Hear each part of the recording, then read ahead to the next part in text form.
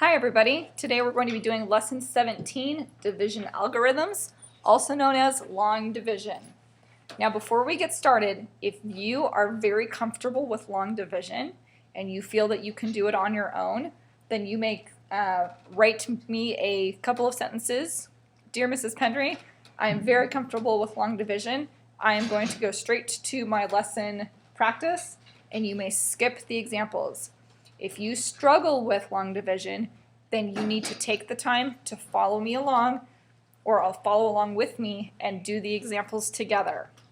Okay, so here we go. The school bought 3 identical printers for a total of $852. What was the price of each printer? So I know that I have a total of $852 divided by 3. So 852 divided by 3. Now I'm going to go ahead and move my dollar sign straight up so that I don't forget that it's money. And now I start 3 into 8. I know 3 goes into 8 twice. So my first step then is to divide. Now I'm going to multiply my factors. 2 times 3 equals 6, and I write my 6 directly under the 8 because that's the number that I'm working with right now. So I've multiplied. Now I subtract. 8 minus 6 equals 2. And now I'm going to bring down the 5. And there's my first set. So I divide, I multiply, I subtract, I bring down, and then I go and I do it again. So now I'm going to see how many times 3 goes into 25. 3 goes into 25 8 times.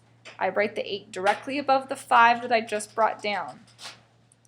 8 times 3 equals 24. So there's my multiply. Now I subtract. 5 minus 4 is 1. And I bring down the 2. So again, I divided, I multiplied, I subtracted, I brought down. Now I go to the top and I do it again. So now 3 into 12 is 4. The 4 goes directly above the 2 I just brought down. 4 times 3 is 12.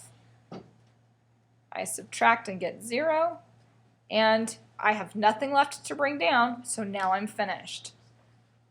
Okay, so each printer cost $284. Okay, let's look at example 2.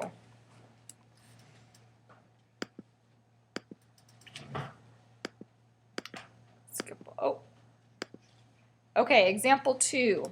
A group of teachers is planning a field trip for 234 students. That is a lot of kids to take on a field trip. The students will travel on 5 school buses. Is it possible for each bus to carry the same number of students? Well, first we have to find out how many students are going to go on each bus. So we have, I'm going to start over here so I have a little bit more room. 234 divided by 5. So again, I'm going to divide, multiply, subtract, bring down, and repeat. Okay, so first 5 into 2. Well, 5 can't go into 2, so I have to do 5 into 23. 5 goes into 23 4 times, and we write the 4 above the 3. It has to go above the 3 or you're going to get a number bigger than you're looking for. Okay, now I multiply. 4 times 5 is 20. I subtract. And now I bring down the 4. I go back to the top and I divide again. 5 goes into 34 6 times. 6 times 5 is 30. I subtract and have 4 left over. Now, since I have no more numbers to bring down, I have a remainder of 4. So now I go back to the problem.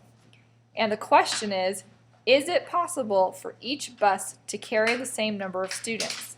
And the answer is no. It is not possible for the buses to carry the same number of students because 5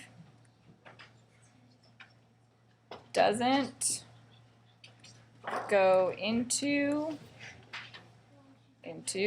234 evenly. Okay?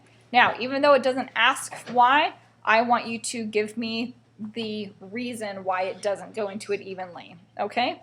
All right, example 3.